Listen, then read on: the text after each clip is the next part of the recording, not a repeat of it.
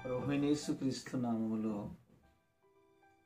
దేవుని పిల్లలకందరికీ మరియు ప్రభువుని ఎరగక జీవిస్తున్న వారికి కూడా నా హృదయపూర్వక శుభవందనములు. ఉదయకాలం మీ అందరికీ కూడా శుభం వందనములు. ప్రియులారా, నేను దేవుని యొక్క అమూల్యమైన సంగతులు మీతో పంచుకోవాలని చాలా కాలం నుండి నేను ప్రార్థిస్తూ ఉన్నాను.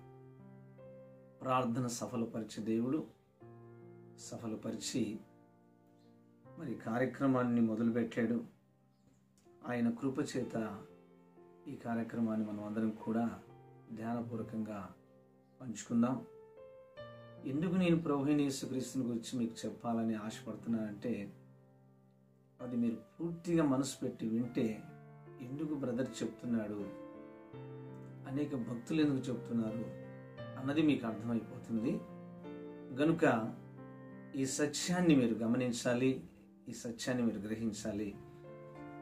మరి పరిశుద్ధ గ్రంథంలో సమూయేలు మొదటి గ్రంథం 20వ అధ్యాయం 17వ వచనంలో ఒక చక్కని మాట మనకు కనబడుతుంది. అదేమిటంటే, యోనాతాను దావీదును తనకు ప్రాణ స్నేహితునిగా ప్రేమించాడు. కనుక ఆ ప్రేమను బట్టి వారిద్దరూ కూడా చాలా ప్రాణ స్నేహితులుగా ఒకరినొకరు జీవించడం నేర్చుకున్నారు. యోనాతాను ఇజ్రాయేలుకు మొదటి రాజైన సౌల్ కుమారుడు, రాజకుమారుడు. దావీదు ఒక గొర్రెల కాపరి. సో అప్పటికి దావీదు ఇంకా రాజు కాలేదు.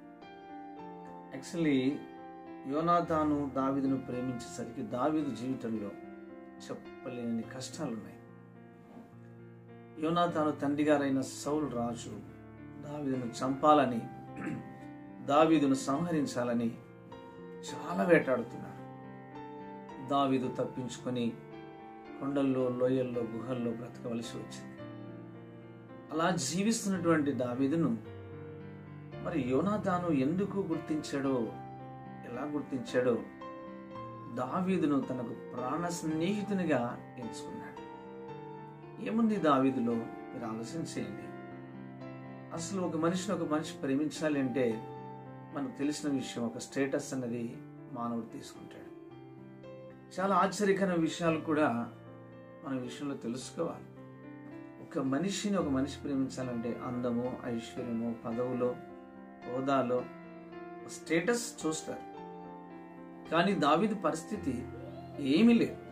గొప్ప చదువరి కాదు, జ్ఞాని కాదు, లేకపోతే ఇంకోటి కాదు, ఐశ్వర్యం లేదు, సమస్యల్లో నిండుకుపోయాడు.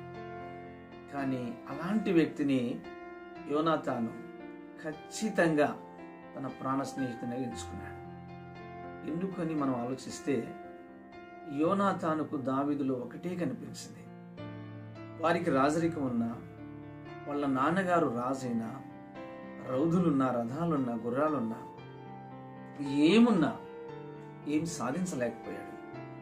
అన్నీ ఉన్నాయి కానీ ఫిలిస్తీయుడైనటువంటి గొలియాతును ఏమి చేయలేకపోయాడు.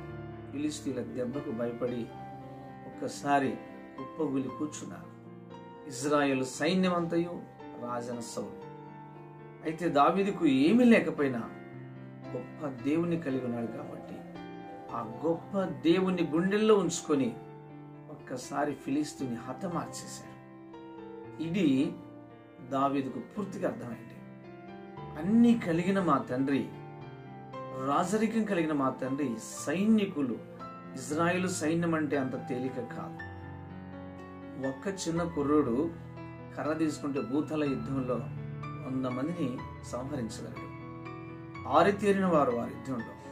ఒక్క శాంసన్ పచ్చి గాడిద దవడ ఎముకతో 2000 మందిని చంపిన చరిత్ర ఉంది.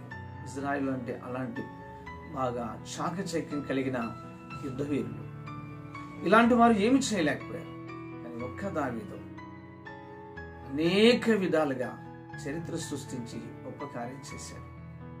మనుషులకు అసాధ్యమైనది దావీదు చేసేసాడు. అంటే దాని అర్థం, దావీదులో యోనాతాను చూసింది ఒకే ఒకటి, దేవుని శక్తిని చూడగలిగాడు. అన్నీ కలిగిన తన తండ్రి ఏమి చేయలేకపోయాడు.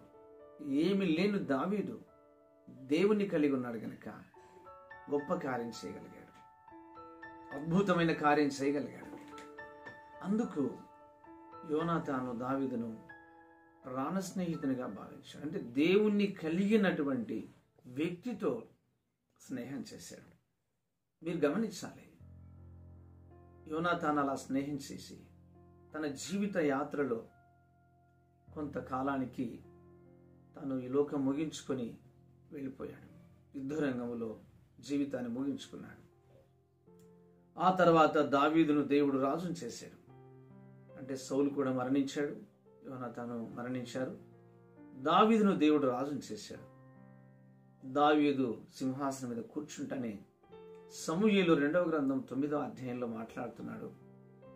యోనాతానును బట్టి, నా ప్రాణ స్నేహితుడైన యోనాతానును బట్టి నేను సౌలు కుటుంబానికి ఉపకారం చేయడానికి ఇంకా ఎవరైనా శేషించిన వారు ఉన్నారా? యోనాతానుకి 2 కాళ్ళు కుంటివైన ఒక కొడుకున్నాడు. అతని పేరు మెఫీబోషెతు. 2 కాళ్ళు లేవు. ఆ యుద్ధం జరుగుతున్న సమయంలో చిన్న పిల్లడుగా ఉన్నప్పుడు వారి ఇంట్లో పని మనిషి చంకలో పెట్టుకుని పరిగెడుతుండగా ఇద్దరు కింద పడ్డారు. అప్పుడు మెఫీబోషెత్కి 2 కాళ్ళు దెబ్బతిని పని చేయకుండా పోయాయి. ఎక్కడో తలదాచుకుంటున్నాడు. ఇక దావీదు రాజు అయ్యాడు కదా, మా తాతయ్య చేసిన పనికి మా కుటుంబం ఏమైపోతుందో అని. ఎందుకంటే వాళ్ళ తాతయ్య ఎప్పుడు దావీదును చంపాలనే తిరిగాడు. దానిని బట్టి దావీదు చక్రవర్తి అయితేనే భయపడి ఎక్కడ వాళ్ళు అక్కడ దాచుకున్నారు. అయితే తన తండ్రి అయిన యోనాతానుని బట్టి దావీదు మరి మెఫీబోషెతు మీద ఎంతో ప్రేమ కలిగి తన దగ్గరికి తెప్పించుకొని చేరదీసి ఒక మాట అన్నాడు, మెఫీ, నీ 100 ఏళ్ల జీవితం అంతా నా రాజబల్ల యొద్దనే నా కుమారునిలాగా భోజనం చేస్తాం. నీ ఆస్తులన్నీ నీ వశం చేసేస్తా. నీకెవ్వడు ప్రాణహాని చేయడు. మెఫీ, నువ్వేం వరి కావద్దని చాలా అద్భుతంగా దావీదు చెప్పాడు. ఇంత గొప్ప ప్రేమ ఎక్కడి నుండి కలిగిందంటే తన తండ్రి చేసినటువంటి గొప్ప త్యాగం. తన తండ్రి గొప్ప త్యాగం చేశాడు. స్థితిగతులు బాగలేనప్పుడు దావీదుతో చేసిన స్నేహం, దేవుణ్ణి కలిగిన వ్యక్తితో చేసిన స్నేహానికి ఈ గొప్ప కార్యం జరిగింది. మీతో కూడా నేను అంటున్నాను, మీరు చేస్తున్న స్నేహం మిమ్మల్ని పాడు చేసే వాళ్ళతో స్నేహం చేస్తున్నారా? మీ బిడ్డలను చెడగొట్టే వాళ్ళతో స్నేహం చేస్తున్నారా? మీరు చెడిపోయి మీ బిడ్డలను చెడగొట్టుకునే వాళ్ళతో స్నేహం చేస్తున్నారా? మీరు బాగుపడి మీ పిల్లలకు ఒక మంచి జీవితం ఇచ్చే వాళ్ళతో స్నేహం చేస్తున్నారా? మీరు ఆలోచించండి. మీరు ఆలోచించి, యేసు ప్రభు ఒక మాట అన్నాడు, తన స్నేహితుని కొరకు ప్రాణం పెట్టేవాని కంటే గొప్ప స్నేహితుడు ఎవడూ లేడు. యేసయ్య ఈ లోకంలో మనందరి కోసం ప్రాణం పెట్టిన రక్షకుడు. యేసయ్యను కలిగిన స్నేహం ఎప్పుడైతే చేస్తావో అటు స్నేహితులు నీ కొరకు ప్రార్థన చేస్తారు, అటు స్నేహితులు నీ కొరకు ఆదరణ ఇస్తారు, అటు స్నేహితులు నీ కొరకు కన్నీళ్లు కార్చి ప్రార్థిస్తారు, దేవుని గురించి చెబుతారు. ఈరోజు చల్లని పూట ఉదయకాలం నీ స్నేహాన్ని గురించి ఆలోచించు. నీ కొరకు నేను ప్రార్థన చేస్తున్నా. యేసయ్యతో నువ్వు గొప్ప స్నేహం చేయి. ఈ లోకపు స్నేహం దేవునికి వైర్యమని బైబిల్లో రాయబడింది. ఆ తర్వాత విషయం రేపు పంచుకుందాం. ఈ పూట ప్రార్థన చేసుకుందాం. దయచేసి మంచి స్నేహం కోరుకో, మంచి జీవితం జీవించు, ఆనందభరితులు వర్ధిల్లు. ప్రార్థన చేస్తాం. ప్రేమ కలిగిన మా పరలోకపు తండ్రి, మీ పాదాలకు రక్షకుడైన యేసుక్రీస్తు నామములో స్తోత్రాలు చెల్లిస్తున్నాను. నా దేవా, నా ప్రభువా, ఉదయకాలం ఈ అమూల్యమైన మాటల చేత మమ్మల్ని దర్శించినందుకు స్తోత్రాలు. నీ స్నేహం ఎవరితో అన్న మాట మీద మాతో మాట్లాడిన తండ్రి, నీకు స్తోత్రాలు. మనిషి చెడిపోవాలన్నా బాగుపడాలన్న స్నేహమే ప్రభువా.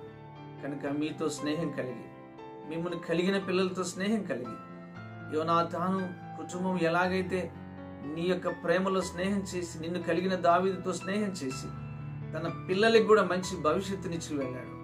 పరమ తండ్రి, మేమందరం కూడా మహారాజువైన, మహనీయుడమైన, పరిశుద్ధుడైన, కరుణావాత్సల్యత కలిగి ప్రాణదానం చేసి పునరుద్ధరణుడవై సదాకాలం మాతో ఉండడానికి ఇమ్మానుయేలుగా మా యొద్దకు వచ్చిన మీతో స్నేహం చేసి మేము మా పిల్లలు వర్ధిల్లుటకు సహాయం చేయమని యేసయ్య పేరిట వేడుచున్నాం పరమ తండ్రి. Amen. Amen. Praise the lord.